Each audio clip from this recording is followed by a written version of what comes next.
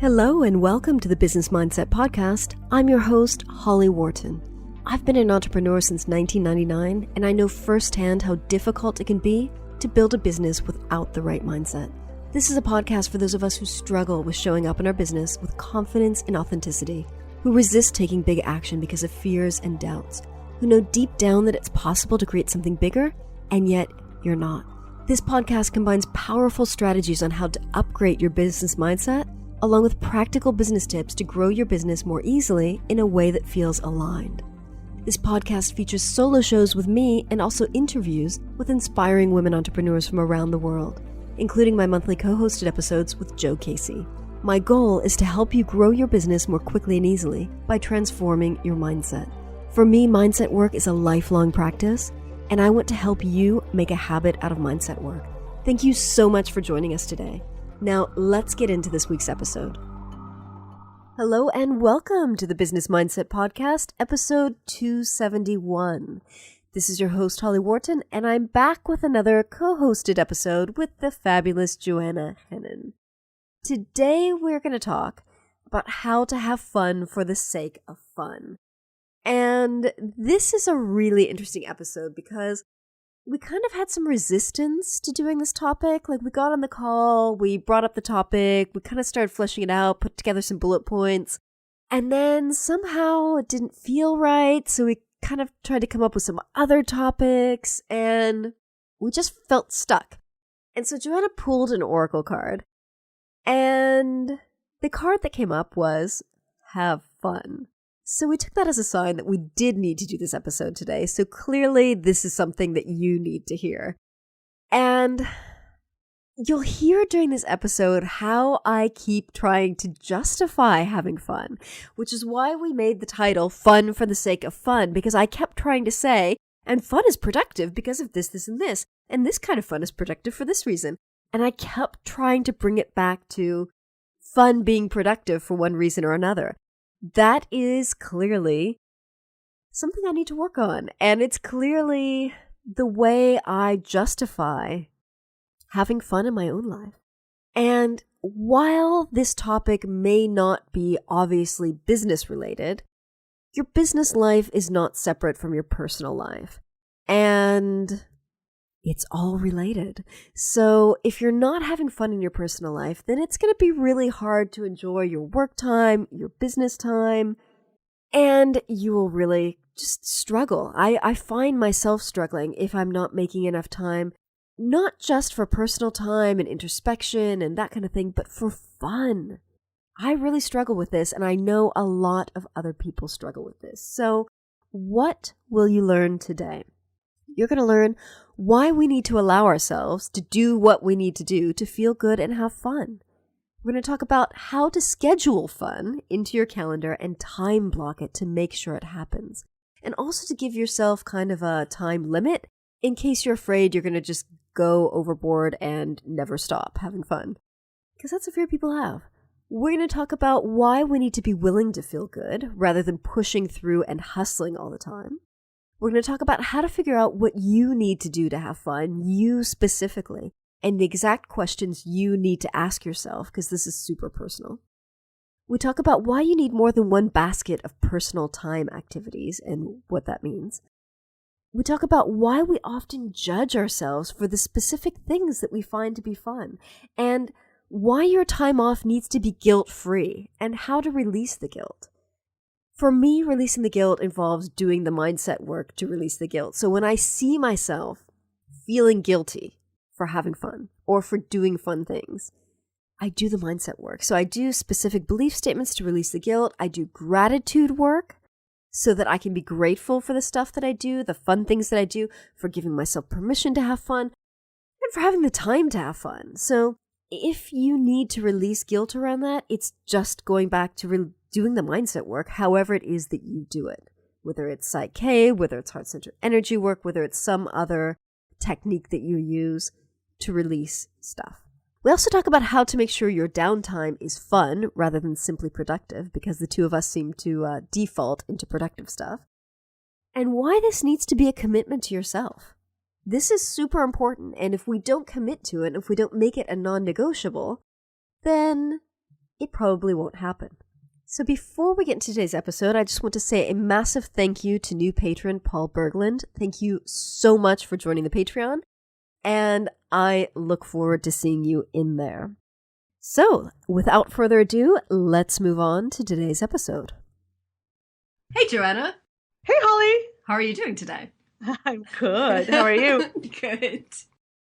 So today we're going to talk about how to allow yourself to do what you need to do to feel good. Yep, one of my favorite things, and one of the things even I forget all the time. Yeah, for me, it's not so much I forget, but I feel guilty about doing it. It's like I feel guilty about taking breaks. You feel guilty about feeling good? No. It's not feeling good. It's about feeling guilty about doing the things that I need to do to feel good. I absolutely make time for that stuff. I made a lot of time for that stuff over the summer, and I felt a lot of guilt around it. You know, I signed up for a bunch of outdoors courses. I started backpacking and camping on my own. I did some walks. I did a bunch of stuff, and I learned a lot, and I had great experiences, and I had fun, and I really felt guilty that I didn't make more progress in my business, that I didn't get more stuff done. Yeah, so that's something I really struggle with. Yeah, it's that I think like we learned that so early on. Yeah, that it's a waste of time, I guess, to just do things without a purpose or do things just because we like them. We always need to be kind of working towards something and achieving something and building something and creating something. And so it's left us with all this guilt, right? Mm.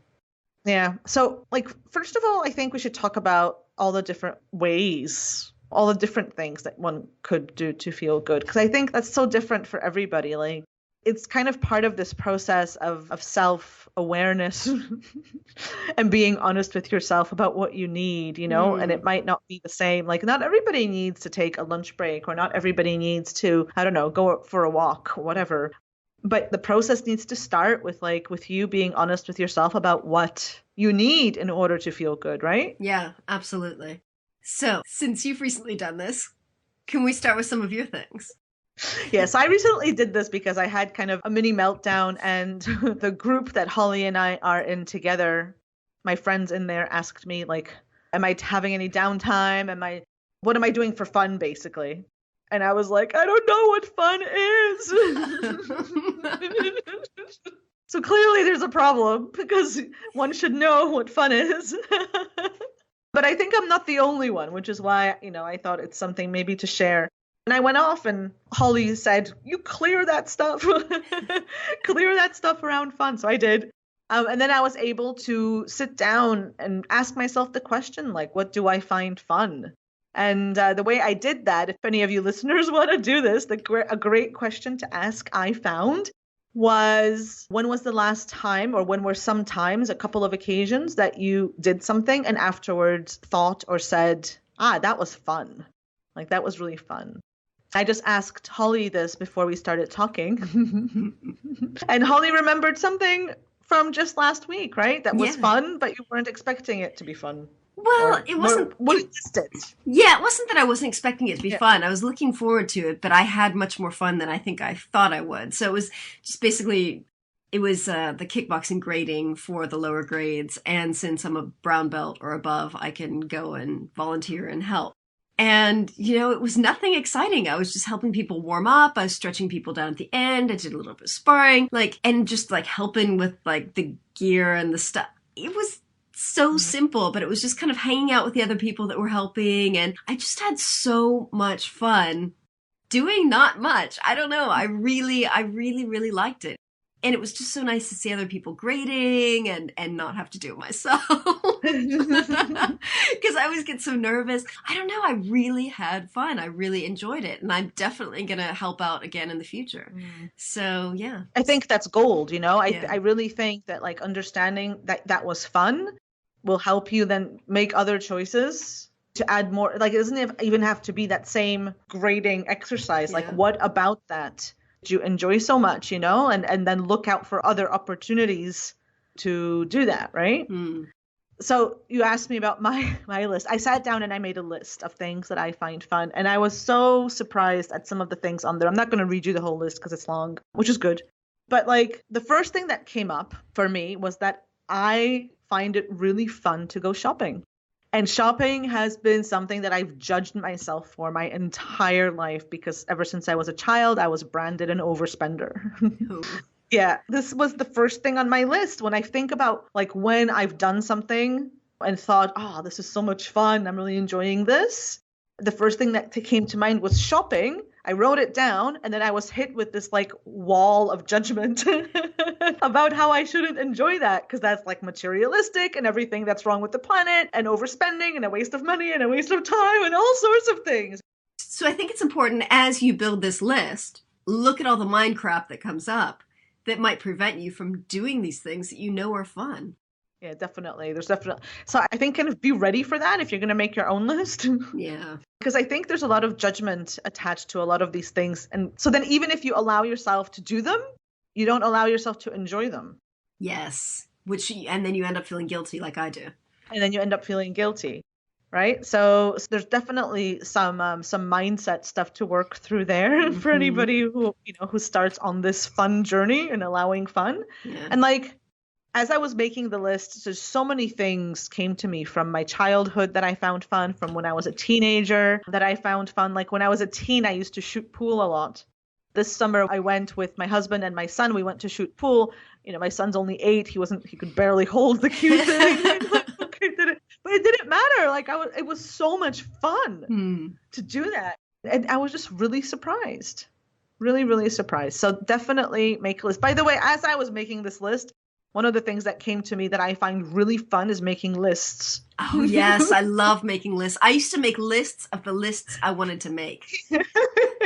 I have this, I have this book of lists to make. And I'm like, where is that list book? I want to make lists now. I used to be a book blogger. So one of my favorite things to do at the end of the year in December time, people would start making lists of their favorite books read this year. Oh my God, I could literally spend the whole month reading other people's lists and making my own list of things to read based on those lists. Oh, even now when I'm like, you know what, this year I'm going to let myself do that. I'm going to let myself look at all those lists and make my own list. So that's what came out of my list making. I think it's really, really important because I've been doing this for a week now very, very consciously of making sure that I do something fun every day. Something that I consider fun every day. I feel like it's really been a game changer. I feel so much better. I'm kind of slowly losing the judgment and the guilt because I feel better. Yeah. And it's funny because when I think about things that make me feel better, they're often kind of productive things or like personal development things. Like I'm just thinking of things that I do as part of my normal routine that make me feel better, but that I wouldn't necessarily call fun. Like I have a fairly extensive morning ritual, part of which I do my Bardic Grove exercise for my druid work. That's not fun, but it's very kind of deeply introspective and calming, and I love it, but it's not fun. Yesterday I needed a break, and so I listened to some guided meditations. It helped me get a break. It helped me relax. But it wasn't fun, so I tend to kind of reach for the productive things, like the self-development stuff, rather than just pure fun stuff. Oh my God, I think this is such a great point, and possibly the whole reason why this was supposed to be the topic of our conversation today is this allowing yourself to have fun for the sake of having fun. Yes. Like with no other purpose. Yeah. You're not learning anything, you're not contributing to the world. It's really enjoyment for the pure sake of enjoyment. And I have to say that my new obsession with jigsaw puzzles really falls into that category. Tell us about your puzzles. Oh my God, I love my puzzles. This kind of happened by accident, although there are no accidents. So I guess this is exactly what I needed. But we bought this puzzle. My son and I bought this puzzle when we were on holiday, and then we did it, and I enjoyed it so much. Like it was the only thing that could take my brain away from my work and kind of stop the wheels turning in there, I started referring to it as my sorbet, between courses, because I really felt like it kind of calmed my energy so I could go on to the next thing. And so I've developed this like slight obsession with them now, and I can't stand running out. So now I have to have like three or four puzzles lined up for it's a true story. I got this whole giant box of jigsaw puzzles from Amazon last week. And but it does require a certain commitment to myself that it's okay to spend time on this, because like Yeah. I was slightly embarrassed, like when you were over, Holly, you remember, like Yeah. when you saw my puzzle, I was just like, yeah, it's, it's my new thing. I know it's a total waste of time, but so there's this slight embarrassment over like Other I'm people doing this, like, finding out about this useless thing that you do. I know. Yeah, you guys, I spend part of my day on this totally useless activity. But see, it's not useless because, like you said, it's your mind sorbet. It's what clears the palette of your mind so that you can be more productive. Yeah, and I don't know, like it's teaching me so much somehow. Like when I started, the first few that I did, I started getting into this frenzy. I would get like obsessed with finding the right pieces, and I would get into this like frenzy of like, it's impossible. Like in this real like not calm place. And I was like, wait, like why am I doing this? And like getting really upset. Like this is supposed to be my calm time, And it was because I was trying to speed things up, right? So I was trying to make things go faster, to finish it faster, to produce. I was trying to produce. Oh, wow. So rather than enjoying the process, enjoying the journey of putting the thing together, you just wanted the thing done. Yes. Which is so stupid, because the first thing I do when it's done is break it up so I can start another, It's like, this is a jigsaw puzzle is only for the process. Yeah, like, exactly. You're not one of those people that like preserves it and frames it and hangs it on a wall. No. I did one at my mother's house, and I jokingly asked her to frame it, but she thought I was insane. So that was the end of that. Age 42, and I asked my mom to frame my artwork. Mommy, I did a puzzle. Oh, look, so pretty. And now I really see a difference. Like now I'm really allowing myself to enjoy the process of doing this puzzle, and I'm not rushing to finish. And I think it's such a great way to get back into alignment. That's what it is, right? It's back into alignment with, I am where I am, and this is okay, and it's unfolding just as it should be, and I'm enjoying the process. Every time I find a piece that fits, it's a feeling of satisfaction. And isn't that what anything is, like in life, in business, whatever it is that you're creating? Like every next bit that fits your puzzle, it's satisfying and beautiful and joyful, right? But we don't think about it that way. We think about, oh, okay, but there's so many pieces that I haven't found yet. Well, my puzzles have 1,000 pieces. Like there's, likely a lot of pieces I haven't found yet. So that's just really stressful to think about all the pieces I haven't found, Yeah. Who knew? I should write a blog post about jigsaw puzzles as a spiritual activity, because it's really helped me to see how I react to things and how I approach the process. Yeah. Because it is literally all about the journey, especially if you're not going to hang the thing on the wall. So like, enjoy it. Like that's, I think that, do a blog post on that, because I think it's such a perfect analogy for enjoying the process rather than the hurrying to get the finished result. Yeah. And then, when you allow yourself that time, sometimes I'll set a timer. So if any of you guys listening, like struggle with this, with taking time for something like that, like sometimes I'll just set a timer for 10 minutes and say, it's my puzzle break. And this is my time just to enjoy the puzzle. And that's that. And after that, I'll go back to whatever it is I need to be doing. So it's just finding ways to work it into your life and your daily routine. Since I started doing the puzzles in this way, where I allow myself for it to feel good, and not have this like extra stress of something I'm creating but haven't quite succeeded at yet hanging over my head, everything's improved. And that's like, I feel better in my life. I feel like there's more calmness in our home. My business even has like done well in certain ways that I haven't kind of imagined, that I couldn't have imagined. Certain things have happened. And that's just because my energy is more aligned with feeling good, right? Yeah. Yeah. And I think part of the success from what you've just told seems to be that you've structured your fun. You've given yourself permission to block out time in your calendar for 10 minutes, for an hour and a half lunch, for whatever. And I think that's what would help a lot of people, because I think a lot of people either work, and don't give themselves the breaks, or they have no structure. And so they just fall into the habit of like doing a bunch of stuff that's fun, but then they don't have that, that structure of, I'm going to do this for X amount of time, then I'm going to get back to work. Yeah. So you can kind of fall the other way as well. Yeah, well, that the structure totally works. I'm a huge fan of structure now. But I will say that I get a lot of questions about, like, I harp on about making time for things that feel good and putting your energy first and all this stuff a lot, because I think that's the basis of anything, of any manifesting practice, of any spiritual connection, of anything. And what I find a lot is people say, but if I allowed myself to do this thing, like if I allowed myself to read books for pleasure, that's all I would ever want to do.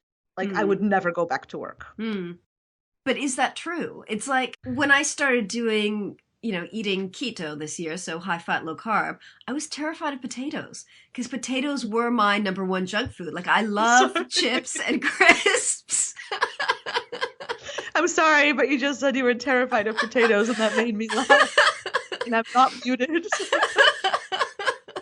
I was terrified of like making an exception and eating potatoes, because I was afraid that once I ate potatoes one day, it was just all going to go to hell and I would just be stuffing my face with potatoes all the time.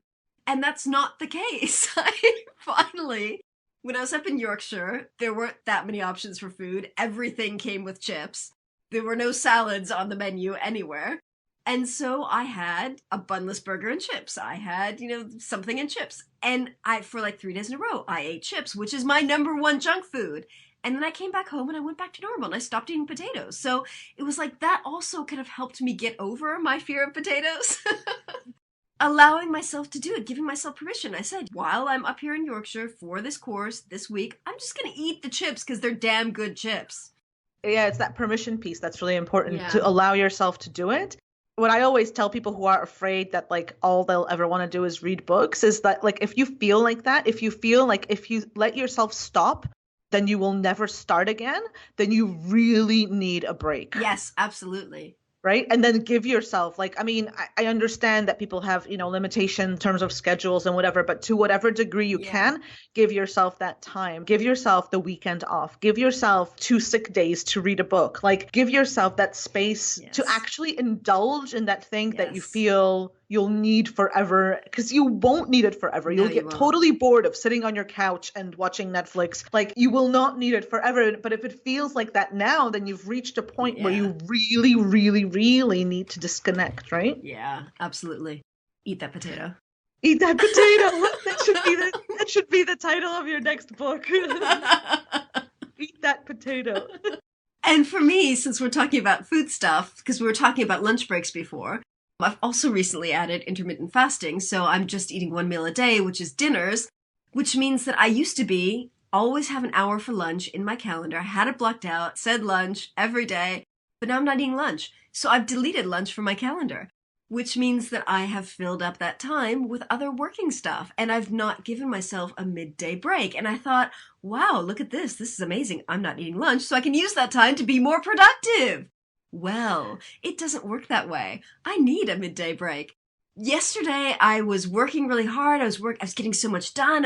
Everything time blocked. I was ticking stuff off my list. I was doing really well. And then I just crashed. I just got to this point in the afternoon where I was like, shit, I can't focus. I can't get these damn emails done. I can't do the stuff. And so I just quit and I went to bed because it was really cold out. Snuggled up under the duvet and I put a guided meditation on. And I was so exhausted, I fell asleep. I had to set an alarm so I could get up and go to kickboxing class because I was just completely out. Our default is always to get stuff done and be more productive. Yes. Like, why is that? Like, where did we pick this up? Is this just the way the world works, that we need to constantly be achieving something or be just like, because it seems to be all pervasive. Like, I think like all my clients suffer from this, whatever it is. And like one of my clients, one of her first kind of wins when she started to kind of come back more to herself and, foster her spiritual connection and all that stuff, was that she started taking weekends off. And this was such a huge thing. Like at the beginning, she thought she couldn't do it. Like it was just an impossible no. I see that other people do, but it's not possible for me. It's become like this real symbol of how far she's come. this taking weekends off. And we default to that productivity thing. Like we don't allow ourselves fun for the sake of fun. And why not? I think it's just so pervasive in our society that, like, if you want to be successful, you've got to hustle. You've got to hustle. You've got to push, just push through it and hustle. I mean, I've been so careful in this business, the point where sometimes I'm afraid I've gone too far. But my first business, my business partner was a workaholic. He encouraged me to be a workaholic. I fell into that trap. You know, sometimes 18-hour days, 6 days a week, 7 days a week. And I was exhausted. I was burnt out, and it took me a long time to recover from that. So I feel like for much of this business, I've kind of gone the other way, and I've been so protective of my weekends, so protective of not working longer hours, so conscious of like doing the things that I know constitute self-care for me. But I also have guilt around that because I think, what if I've gone too far the other way? What if I'm being too cautious? What if I could do more? What if I should do more? So you're still like not in the right aligned energy. No, and I think that's the key, right? Yeah. Like that's what I keep talking about all the time. It's not about any of the action. It's not about any of the stuff we do. It's always about the energy behind, right? Yeah. So you don't actually need to work all the time, even if you own your business, but that time off needs to be guilt-free, right? Because otherwise you're still coming at it from that pushy energy and you're kind of resisting the relaxation and the fun and whatever. So it's still misaligned. So, and then of course, you know, then it becomes like the self-fulfilling thing of, oh, I knew that if I took this time off, I wouldn't be successful. And here we go. But you took that action from a misaligned energy in the first place, right? Yeah. And you created the belief that. Exactly. So this is why it's so important to kind of make peace with all this stuff, you know, and take, you know, if you don't know where to start, then take small steps. Yeah. 10 minutes to do a puzzle. Like, you can do that. Like, anyone can do that. Or 10 minutes to do whatever you want. Like, pick your thing and. You don't have to do a puzzle. Yeah. Like, read a book for 10 minutes. Any book. And a non-business book, a non-marketing book, a non-professionally related book, like fiction. And that's another thing that was really hard for me because, again, in my first business, my business partner was always reading business books, always, you know, encouraged me to read business books, which is fine. I love business books. I love marketing books. And that kind of fell through into this business. And I felt like for the longest time that all I would give myself permission to read was business and marketing books. And I felt like if I was reading anything else, then that obviously wasn't being productive. And then a couple of years ago, I just quit and I said, I don't want any more business and marketing books. I need to rest my brain. I need to read fiction. And the same with podcasts. All the podcasts I listened to were business and marketing podcasts. I got sick of that and I finally said, I'm going to read some fun podcasts. I'm going to listen to some fun podcasts. I'm going to listen to things that are funny, that are interesting, but that are not business related, that serve no purpose other than to entertain and keep my mind focused on something totally different. Like, I used to be a book blogger a long time ago. My book blogging days totally came from the wrong energy of like intense achievement. Like I would try to read 100 books a year, which meant that was really, really stressful. Yeah. I don't think I enjoyed any of the books. I enjoyed like adding books to my list, but I didn't enjoy the actual reading because I was trying to speed read through things.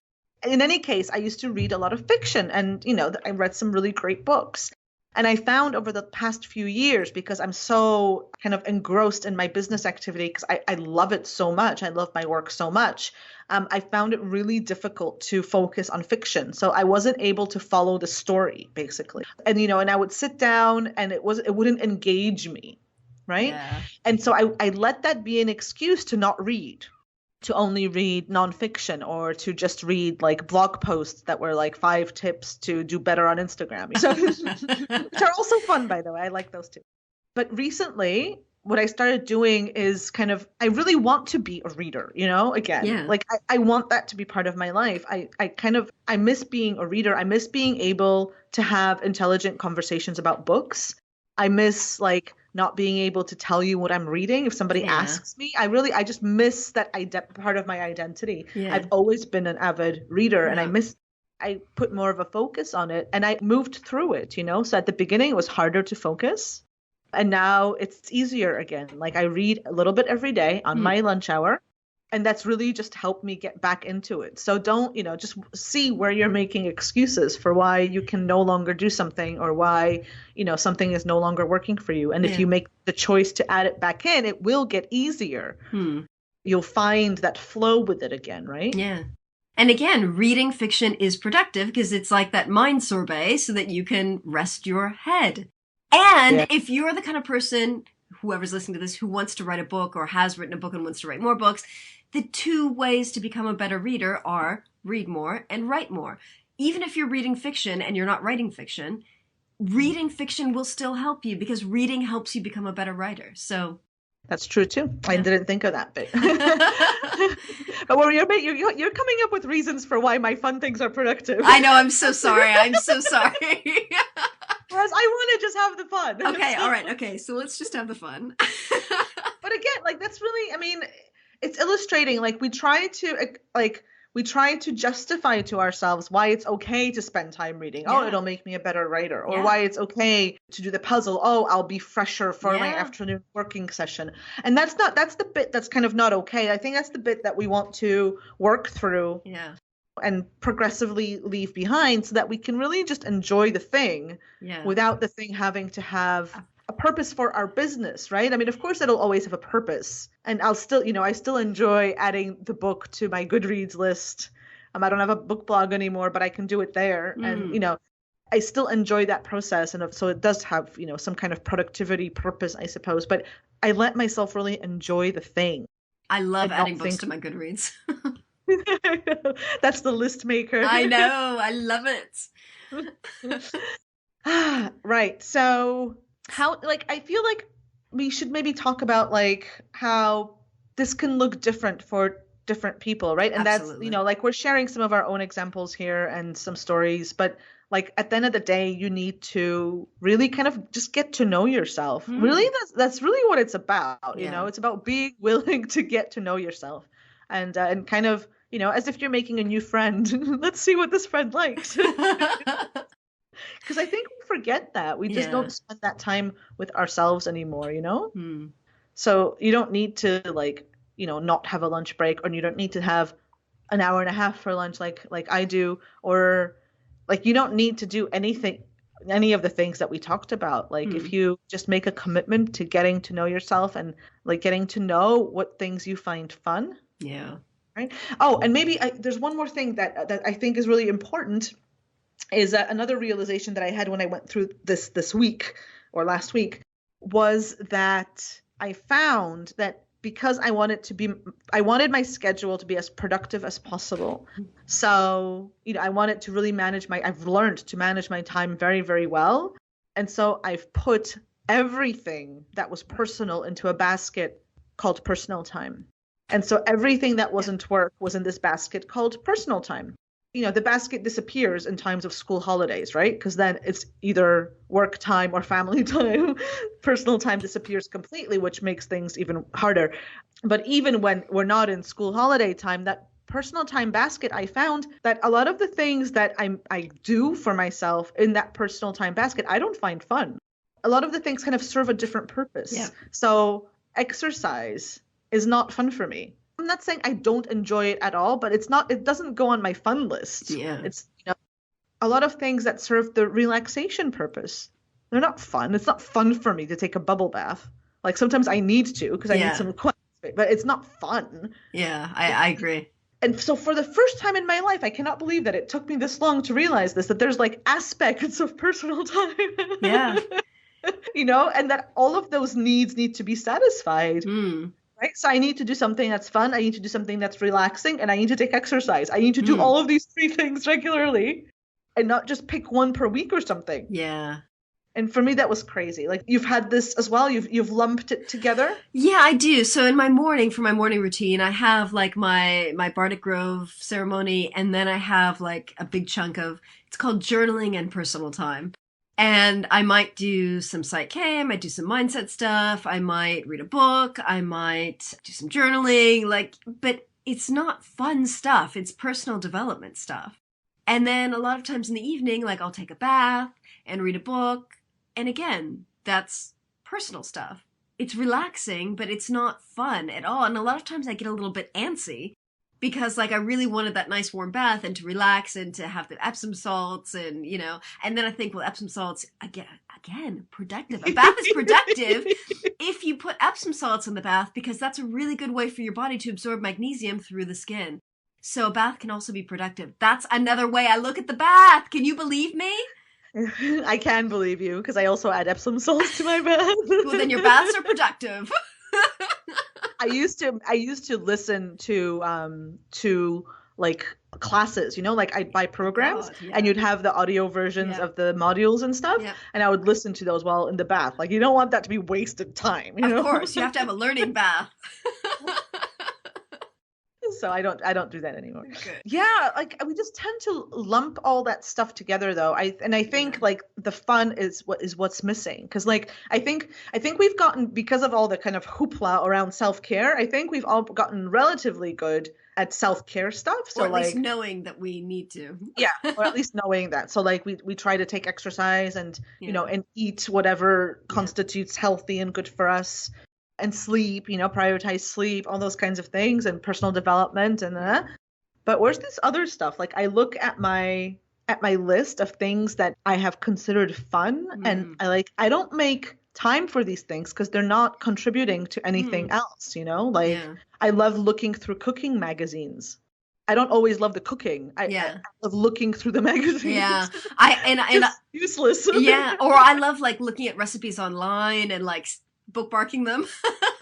Same concept, right? Exactly. And it's like I love like kind of like what I call online window shopping. So I don't really like going out and physically shopping, but I love looking for stuff online. I love looking at stuff in catalogs. And I have an Evernote notebook. It's not even a notebook. It's like a page in one of my notebooks where I just save links of all the stuff that I want, but I don't necessarily want to buy, so that when I want to buy myself something special, I'll pick something off that list. So it's kind of my way of not necessarily spending the money, but like having the fun of shopping.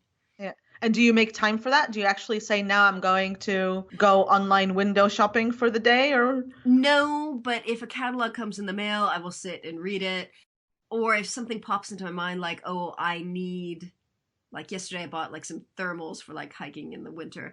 I need thermals, like, so I went online and then I gave myself permission to see what all the other clothes that were out. So I gave myself permission to look at other stuff in addition to the stuff I needed. Yeah, I think a lot of it, I mean, some of it can be done in 10-minute chunks and some of it just requires more of a commitment, you know, like one of the things that's fun for me is music. I used to sing a lot and I've always wanted to take piano lessons and violin lessons and all these things. And that takes time. Like I find that fun, but it requires a time commitment. So I need to work that, you know, if I want to do that, I can work that in.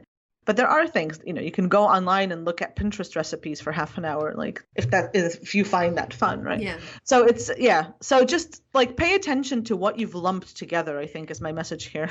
Yeah. into some kind of personal time. Yeah. Because I really found that all of my personal time was exercise time. Basically.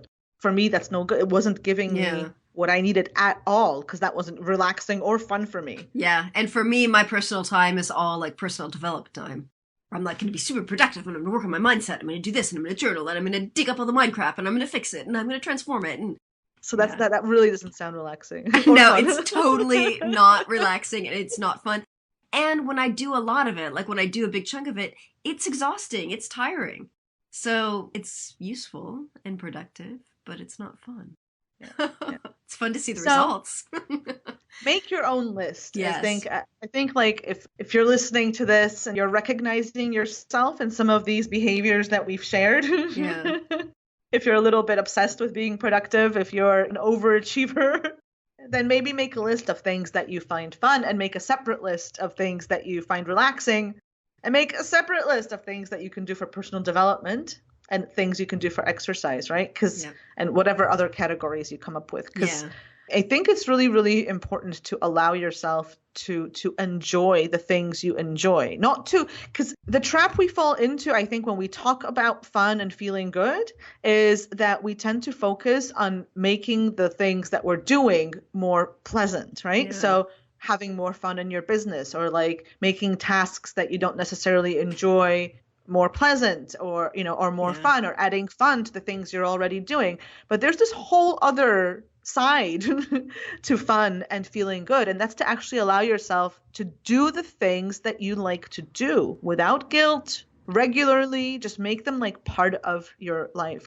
I don't want to give you a reason, to be honest, because then I'm going to make it productive. I have reasons in my head, but I can see how already I'm trying to justify it in your name so that you have less resistance to actually doing it. If I give you a list of reasons, like for why this is good and why this is going to help you manifest a better reality for yourself, then you're more likely to do it. And I think then that'll be happening from the wrong space. So I want you to actually go and do something that you like doing, that you enjoy doing, purely because you enjoy it, and add that into your life. That's it. Fun for the sake of fun for however long you can, even if it's just 10 minutes.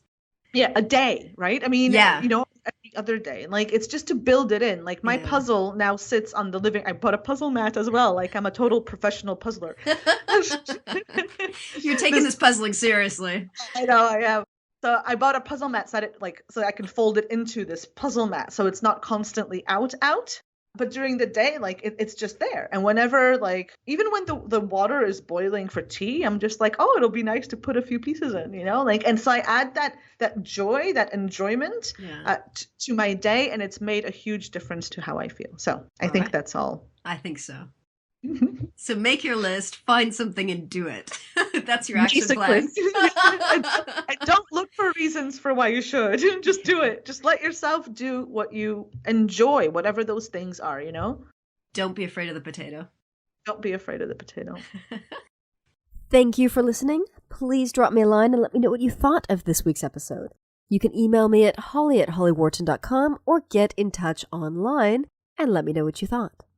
I would also love to see you on Patreon. If you head to hollywharton.com/Patreon, you can join me there. Membership starts at just $1 per month, and you'll get exclusive access to content and done-for-you mindset work that I don't do anywhere else, including a monthly Q&A and my afterthoughts for this podcast. I often think of extra things to add after I finish an episode, and I will be creating extra mini episodes where I share those bits and pieces. Thank you again for listening. If you enjoyed this episode, please leave a quick review on Apple Podcasts or iTunes. It would mean the world to me. Next week, I'm back with another solo episode. Thank you for listening, and have a fun week in addition to having a productive week. Have a good day.